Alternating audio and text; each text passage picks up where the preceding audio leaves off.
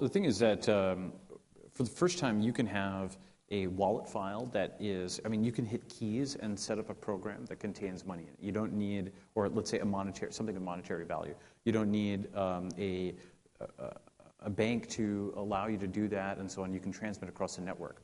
So this decentralizes the ability to write programs that involve monetary value. And as an analogy, one of the reasons the internet was so exciting is before the internet, you had the central backbone operator, the AT&T or what have you, that you had to do a business development deal with in order to deploy code on the network that dealt with communications. And afterwards, you could write programs that took one node and not only sent to other nodes, but programmatically exchange packets back and forth. So things like P2P, online forums, and so on were not really possible when you're working with AT&T. In kind of the same way, we have this sort of legacy financial system where, 5, 6 years ago, in order to send something of monetary value, you had to work with Wells Fargo, you had to work with Visa, et cetera, et cetera. But now you can write a program that doesn't just work with one person sending value from one person to another.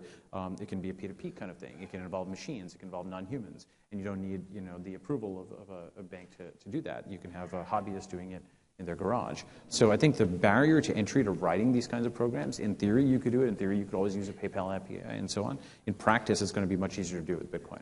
That's one. Then number two is the fact that you can subdivide payments down to Satoshi, to like 100 millionth, and that the payments are non-reversible means that a lot of machine-to-machine applications now become open that weren't before, right? So those are kind of two reasons.